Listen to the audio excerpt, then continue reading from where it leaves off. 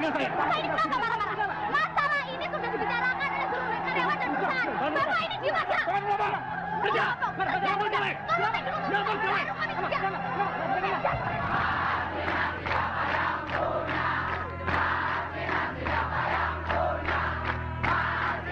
Assalamualaikum warahmatullahi wabarakatuh.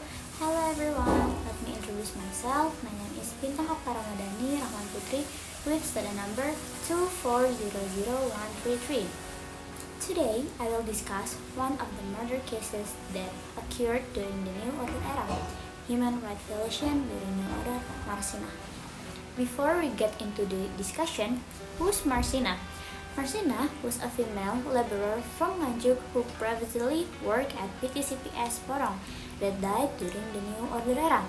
Marcina was born on April 10, 1969. Marcina's murder is a gross human rights violation that is still not resolved.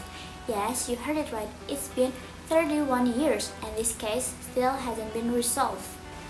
There are many irregularities committed by PTCPS. The company's work is largely subsidized by the workers themselves. The company only provides masks and gloves once a week. Although the production machinery is provided by the company, workers have to rent it for 1,425 rupiah per day. Gloves, polishing paper, scoring paper, with a target cut system. If they work less than the target, then the shortfall is charged to the next day target. If they lose production materials, they are fined 50 rupiah per piece. The company doesn't provide a polyclinic or health center. There is only a first aid kit with makeshift medicine. There are no health allowance, so workers have to cover their own health costs if they are sick. Even for those who are sick, their wages will be deducted. Such working condition produce disappointment and unrest that is increasing day by day. I'm sure you're wondering why Marcina was killed. So, Marcina works at PT Catur Putra Surya or CPS, a factory that makes watches. The company doesn't follow the rules set by the government, such as working hours that are not in accordance with wages. The workers work 9 until 12 hours a day, with the first shift working from 7 a.m. to 3:30 a.m., followed by the second shift until 10 p.m. and the third shift or the last shift working until 7 a.m. again.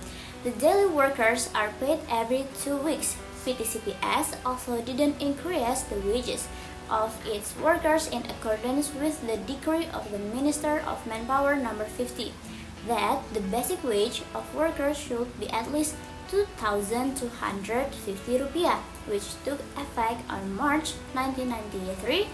The workers at PTCPS only got 1,700 rupiah until May 1993. Therefore, Marcina struggled to raise wages, but unfortunately, Marcina received injustice until it took her life. So, the timeline: on Sunday, May 2, 1993, Marcina and other PTCPS workers gathered to discuss the demands they would make to the company.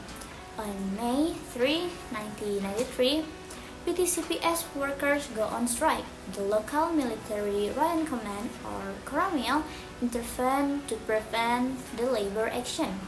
On May 4, 1993, PTCPS workers went on strike again on a larger scale than the previous day. They made 12 demands, including that the company raise the basic wage from 1,700 rupiah to 2,250 per day. On May 5, 1993, 13 people who were considered to be the ones leading the strike of PTCPS workers fully filed the summons and came to the headquarters of Kodim 0816 Sidoarjo. They were asked to resign from the company. Still on the same day, at around 10 p.m., Marcina was last seen alive under a mango tree near the Yellow Monument in Siring Village, Porong, Sidoarjo. On May 8, 1993, Marcina's body was found by a group of young people in a hut in the middle of a rice field in Jagong Village, Wilangan District, Nganjuk Regency. Marcina's body was found in a terrible condition. The autopsy conducted by Dr. Yeki Wibowo at Nganjuk District Hospital on May 10, 1993 showed that the Marcina died the day before her body was found. The cause of death was a sharp object puncture. Her abdomen was cut 20 cm deep. Her chin was bruised. Her arm and her thigh were abraid. Her hymen was torn, and her frontal genital bone was crushed by a blunt object. According to the source of the book I read, which entitled Marcina Campur Tangan Militer dan Politik Perburuhan, the investigation of the Marcina murder case is very complex, starting with the first round of investigation in mid-1993, followed by the second round of investigation in mid-May 1995, and finally the third round of investigation in mid-1998. That's all the material from me. Sorry if there are mistakes. Hopefully, the material I have presented will be useful for the audience. Thank you for your attention. Bye bye.